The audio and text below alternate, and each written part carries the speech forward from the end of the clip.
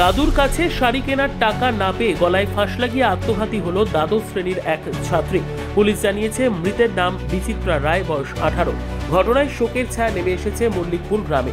শনিবার বেলা 3টে নাগাদ মৃতদেহটি ময়না তদন্তে সম্পন্নের পর নিয়ে আসা হয় বাড়িতে। জানা গিয়েছে গঙ্গারামপুর থানার মল্লিকপুর এলাকার ছাত্রী বিচিত্রা রায়। সে কাটাবাড়ি আদিবাসী উচ্চ বিদ্যালয়ের দ্বাদশ শ্রেণীর ছাত্রী। দুদিন আগে সে অনলাইনে একটি শাড়ির অর্ডার করেছিল। গতকাল সেই শাড়িটি দিতে আসেন ডেলিভারি বয়।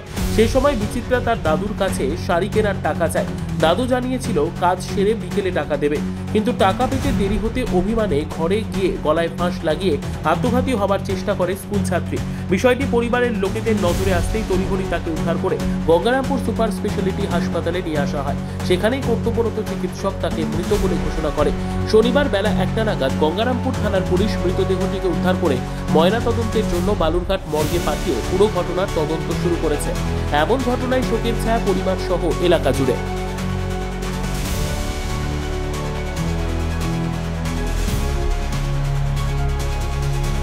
হয়তো পয়সাটা দিতে দেরি হয়েছিল একটু, আমি তাকে আসি।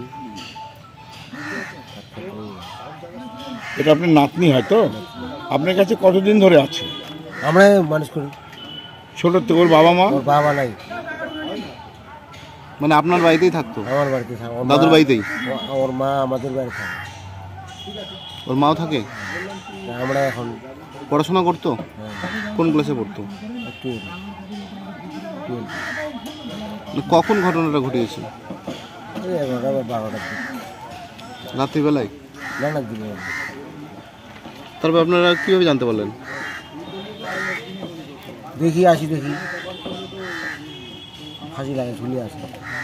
কোথায় বাড়িও? আপনাদের বাড়ি কোথায়? আমার বাড়ি মল্লিকপুর। মল্লিকপুর। অনলাইন থেকে শাড়ি অর্ডার করেছিল।